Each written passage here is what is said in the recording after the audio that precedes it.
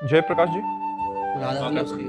राधे राधे महाराज जी। महाराज जी, जैसे कि आपने सत्संग में बोला है कि गुरुदेव के प्रति परब्रह्म भाव होना कठिन बात है, अगर ऐसा हो जाए तो जीवन मुक्त हो जाओ। तो गुरुदेव के प्रति परब्रह्म भाव सिद्ध हो जाए सहज में ही, ऐसा क्या किया जाए?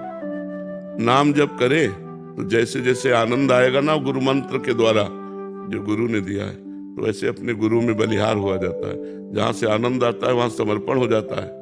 जीव जिसमें आनंद आता है उसके अधीन होने लगता है। गंदी बातों में भी अगर हमें सुख मिलने लगा तो उसके बिना हम नहीं रह सकते। ऐसे जब गुरु जी ने जो मंत्र दिया, जो पाठ दिया, जो साधना दी, वो जब हम करते हैं हमें आनंद, तो गुरुदेव की बलिहारी है। गुरुदेव ने ये सुख दिया तो वो गुरुदेव पर आसक्त होता जाता है, और जब आसक्ति हो जाती है तो अपना परम प्यारा गुरुदेव से भगवान नजर आता है।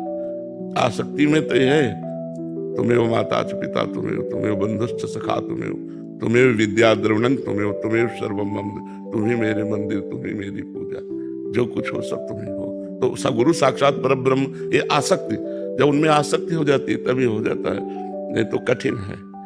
भगवान की मूर्ति में भगवत भाव हो सकता है, लेकिन गुरु में भगवत भाव होना कठिन होता है, क्योंकि चलते फिरते हमारे जैसे बोलते, हमारे जैसे देखते, हमारे जैसे खाते पीते, तो एक लगता है अच्छे संत हैं, बस ये भगवान है, जब हमारे परब्रह्म है, ऐसा भाव आना कठिन है।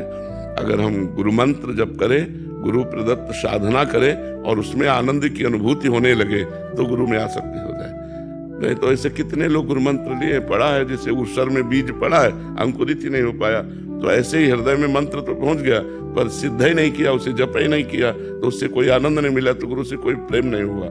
जैसे जैसे हमारी आध्यात्मिक उन्नति होती है, जो लगता है गुरु कृपा से हुई, तो गुरु में आसक्ति होने लगती है। फिर वो ऐसा लगता है इनके बिना मैं जी नहीं सकता। ऐसा कोई बिरला होता है जिसको ऐसा आता मैं गुरु के बिना नहीं जी सकता, गुरु के लिए मेरे प्राण समर्पित, मेरे जीवन समर्पित, ऐसा तो कठिन होता है ना। साधना करे, उपासना करे तो आसक्ति हो सकती है।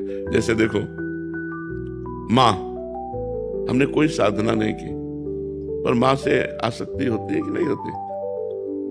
आज हमें 55-56 वर्ष हो गए, लेकिन माँ शब्द से उतना ही प्यार है जितना घर से निकलते समय था। बच्चापन से घर से निकले, माँ शब्द याद आते ही वो ऐसे ही हमारा हृदय एकदम भावसिक्त हो जाता। माँ एक अलौकिक वस्तु है। अब कौन सी साधना की थी माँ से प्यार करने के लिए? कोई साधना नहीं। माँ का दुलार मिला, माँ का प्यार मिला, बचपन से ही हमने जब होश संभाले तो माँ की गोद में, तो आसक्ति हो गई माँ से। अब हम जब कोई मिलता है तो कहते हैं यार चूक मत करना, यदि तुम्हारे माँ हो और पिता हो तो तुम उसकी सेवा करना, क्योंकि आज हमारे मन में